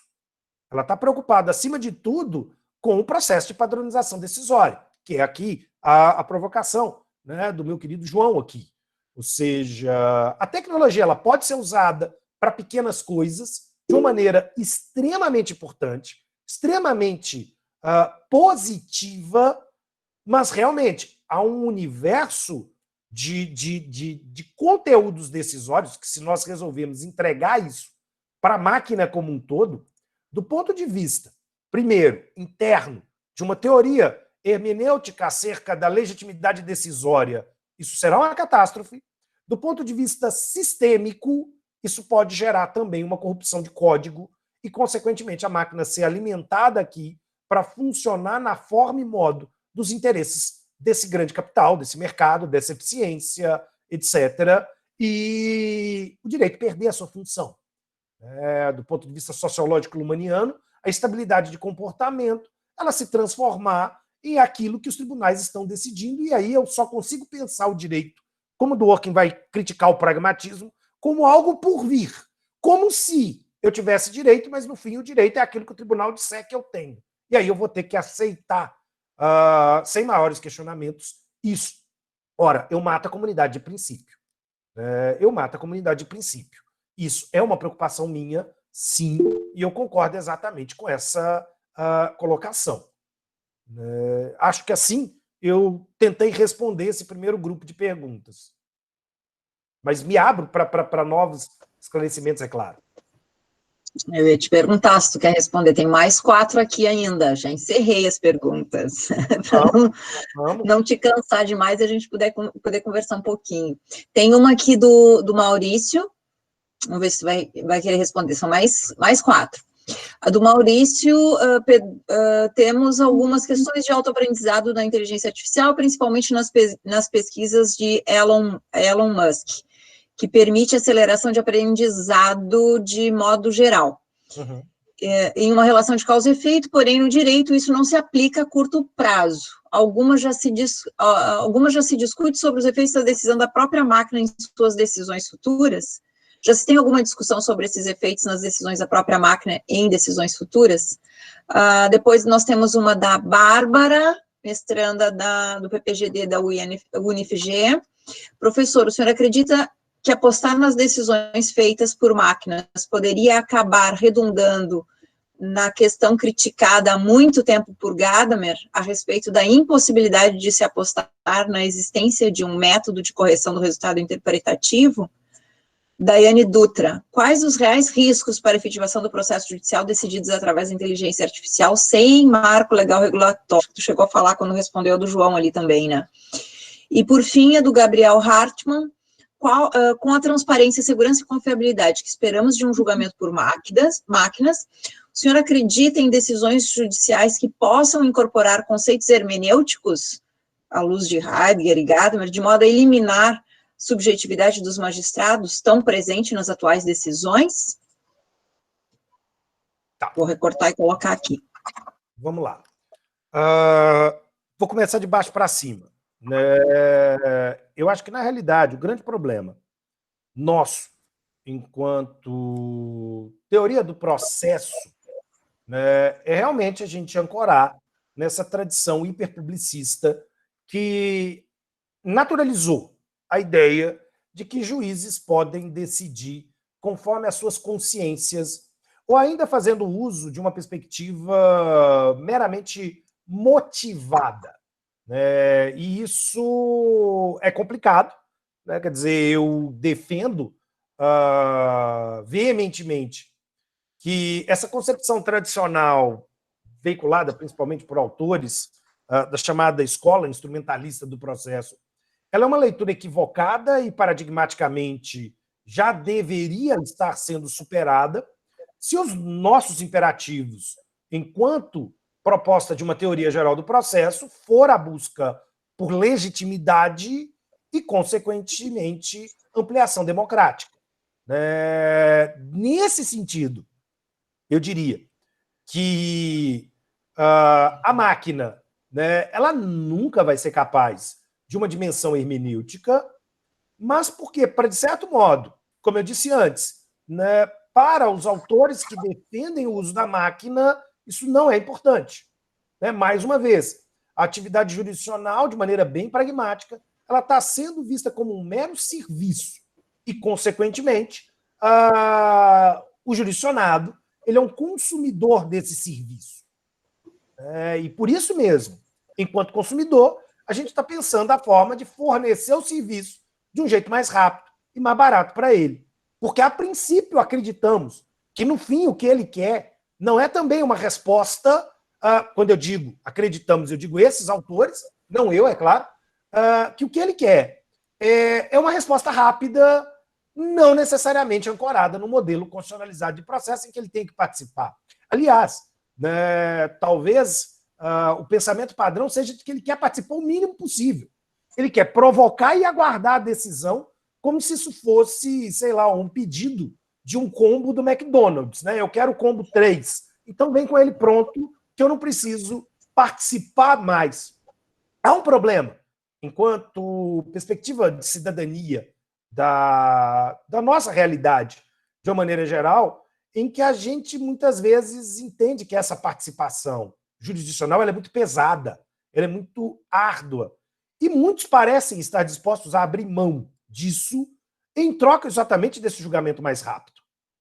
Isso é um equívoco provocado exatamente por essa grande influência neoliberal, de que vê, então, que o procedimento e, às vezes, até as garantias fundamentais, como, por exemplo, o direito a advogado, são burocracias, são custos que podem ser otimizados e dispensados. E aí é o grande problema. A gente está deixando de fazer uma reflexão mais profunda acerca de qual modelo de direito e qual modelo de sociedade nós queremos para nós mesmos. Nós estamos deixando de refletir que há um impacto de uma participação dentro desse processo de tomada de decisão. E se a gente se retira dessa esfera pública, em troca de que máquinas possam fazer isso para a gente, isso vai ter um preço. E esse preço pode ser muito, muito caro logo depois. Então, nesse sentido, eu diria, a gente tem que, Gabriel, avaliar muito bem qual é o projeto de sociedade que realmente nós queremos para nós mesmos. Eu diria, e aí já caminhando para a pergunta da Dayana, que a efetividade ou a efetivação ela pode ganhar aqui uma perspectiva até interessante dentro do pragmatismo. Ou seja, se eu entender que efetividade é a relação da decisão com o alcance dos seus fins e seus objetivos, ela tem condição de uma maior efetividade. Por exemplo, a gente tem mecanismos de gerenciamento, principalmente do processo de execução, no caso da plataforma ELIS, em que a petição inicial ela é lida pela máquina, é feita uma espécie de controle da petição inicial pela máquina, a máquina validando que aquela CDA, por causa dos processos de execução fiscal, ela não tem prescrições ou o processo administrativo não tem irregularidades, a própria máquina já vai determinar uma espécie de bassem-júdice com bloqueio de valores em conta do executado, né, no processo de execução fiscal. E se isso é efetividade, ela consegue ser bem rápida e, por isso mesmo, efetiva. Antes mesmo do sujeito saber, já está ali, consequentemente, de cautela, bloqueado determinados valores em conta. Agora, se isso, a despeito da efetividade ou da efetivação, isso é legítimo, aí realmente eu tenho minhas dúvidas. Eu realmente tenho minhas dúvidas.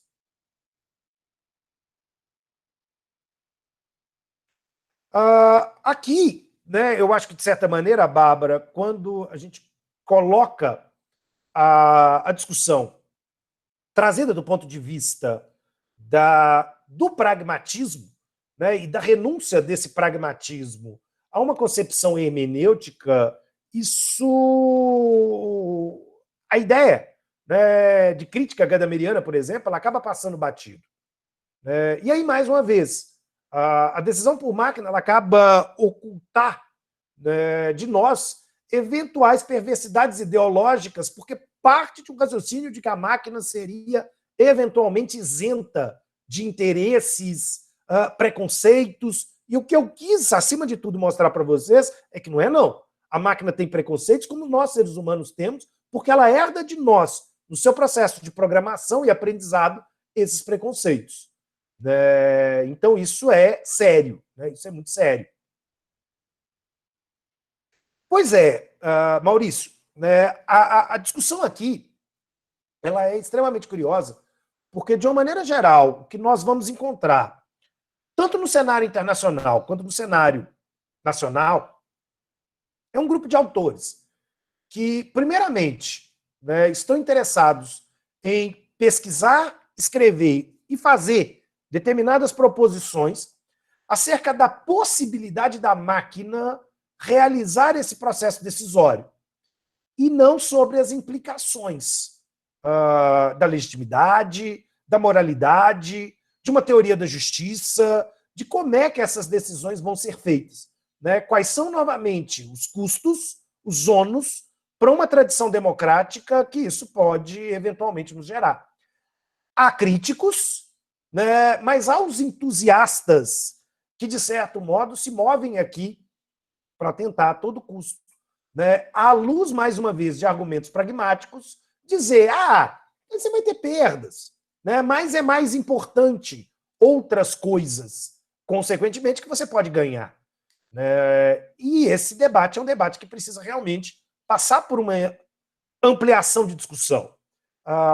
Volta a pergunta da Daiane, né? Talvez realmente uma questão regulatória ela seja necessária, mas, de uma maneira geral, eu acho que, ao mesmo tempo, né, nós estamos tão entusiasmados, enquanto sociedade, acerca da possibilidade de fazer a máquina executar essas tarefas, que a gente está esquecendo do time desse marco regulatório. E aí talvez a coisa pode ser muito séria, quando a gente tentar regular em momento posterior. É como Luhmann diz, né, o direito sempre trabalha atrasado. A realidade acontece e o direito tenta normatizar. O grande problema é que, talvez sim, a gente esteja demorando demais para pensar sobre isso, por causa de um desconhecimento da grande maioria dos juristas, né, e da grande maioria, até mesmo, dos membros de tribunal, acerca de como é que essa máquina, ou essas máquinas e esses sistemas vão funcionar. A gente volta a achar isso tudo bonitinho, tudo mágica, como disse lá o Arthur C. Clarke, e esquece de pensar nas consequências disso. E aí, nesse meio tempo, muita coisa está mudando o nosso horizonte e o nosso pano de fundo. Com, mais uma vez, consequências complicadas. Acho que seria mais ou menos por aí. Joia. Obrigada, Pedro. O que o Pedron traz aí, né, é um alerta, na verdade é um choque, né, para que a gente não fique entre o negacionismo, né, não quero tecnologia, não me adequo a isso, e nem entra numa linha do entusiastas, né, do solucionismo digital e tecnológico, né. O Pedron está, de uma forma brilhante, né, não agora, mas em toda a trajetória, né, toda a produção dele, e a gente trabalha aqui, Pedron, com o teu livro de Teoria Geral do Processo, e também no semestre passado a gente trabalhou bastante com o texto dos vieses, né. O que o Pedron faz é fragilizar uma estrutura tripé, né, que é essa estrutura do determinismo tecnológico, né, da neutralidade das decisões tecnocráticas e da perspectiva salvacionista da tecnologia. Né. Então, claro, isso não significa que a gente está negando a tecnologia e as vantagens que ela possa eventualmente vir a trazer. Olha, aqui estamos todos nós na tecnologia agora, né, e nos locupletando nesse cenário caótico, né, das possibilidades de conexão, né? Mas sabemos que isso tem seus custos, tem seus bônus. O Pedrão começou falando o quanto a gente está trabalhando agora e o quanto a gente está comprometendo a nossa saúde também nesse formato, né? Então, é preciso investigar as razões disso e os impactos disso para aquilo que nos diz respeito, nós estudiosos do direito, né? Porque a gente fala tanto em um ensino interdisciplinar, né? A gente fala tanto em uma perspectiva humanista, está na hora, então, da gente compreender essas áreas que são duras, né? Nos aproximarmos de estudos complexos, mas não impossíveis para o jurista, ligados à tecnologia, né, à ciência, e brigar por um espaço que já brigávamos antes da tecnologia nesse formato, né, que é a da autonomia do direito, né, que é preservar um espaço decisório do direito para que ele não seja funcionalizado, né, porque nós falávamos tanto de um direito funcionalizado pela política, um direito funcionalizado pela economia, né, e agora um direito funcionalizado pela tecnologia, que pode estar sendo funcionalizada pela política e pela economia também, né? Então é mais uma forma de funcionalização. Tá? Quero te agradecer muito, Pedron, por ter dedicado esse teu tempo, né, nesse contexto caótico que a gente está, de super, né, demandas, né, o Pedron está aqui, dedicou essas 2 horas da tarde dele, né, para estar aqui nos provocando, nos trazendo outras perspectivas, outros olhares, outras provocações. Eu fico muito feliz que o pessoal aceitou o convite, né, a gente teve com a sala com 90 pessoas conectadas, né, à tarde, né, então, que não é um horário nobre, né, mas é um horário possível, né, que a gente consegue se conectar, né, Pedrão?